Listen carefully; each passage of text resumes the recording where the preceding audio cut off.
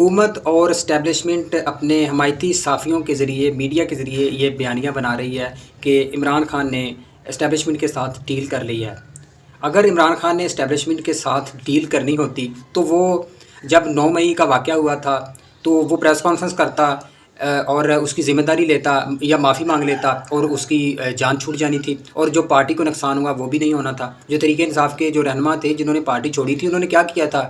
اس 9 مئی کے واقعے کی مذمت کی تھی اور تحریک انصاف سے لا تعلقی کا اظہار کیا تھا۔ ان کو سارے کیس معاف کر دیے گئے تھے، ان کے وہ باعزت بری ہو گئے تھے۔ اگر اس نے وہی کام کرنا ہوتا تو وہ تو اس کو کیا ضرورت تھی اپنی پارٹی تڑوانے کی؟ اور اگر حکومت کے ساتھ اس نے مذاکرات کرنے ہوتے تو 8 فروری کے رات اس کے پاس ایک سب سے بڑا جواز تھا، 100 سیٹیں تھی اس کے پاس۔ وہ کہتا کہ میں پیپلز پارٹی کے ساتھ مل کر حکومت بنا لوں گا یا نون لیگ کے ساتھ مل کر حکومت بنا لوں گا۔ اگر وہ اس کو رہائی ہی عزیز ہوتی یا اپنے مفادات ہی اس کو عزیز ہوتے تو وہ تو پھر اب بھی حکومت بنا سکتا ہے پیپلز پارٹی کے ساتھ مل کر۔ پیپلز پارٹی تو اس کے پاس گئی تھی کہ آپ ہمارے ساتھ مل کر حکومت بنائیں۔ وہ اگر نون لیگ کی طرح اپنے نظریات کو قربان کر دیتا، جس طرح پیپلز پارٹی نون لیگ کو کہتی تھی کہ یہ چور ہے، نون لیگ پیپلز پارٹی کو کہتی ہے یہ چور ہے، تو وہ 2 حکومتیں بنا لی انہوں نے مل کر۔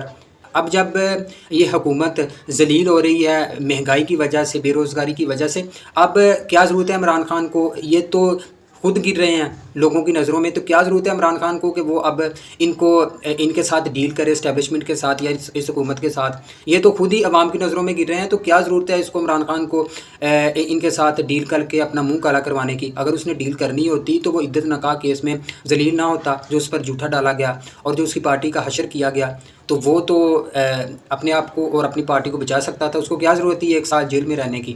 جس طرح نواز شریف ڈیل کر کے یا آصف علی زرداری ڈیل کر کے باہر آ جاتے ہیں، تو وہ تو 1 سیکنڈ میں اگر 8 فروری کے بعد ڈیل کرتا تو ہر کام اس کے لیے آسان ہو جانا تھا۔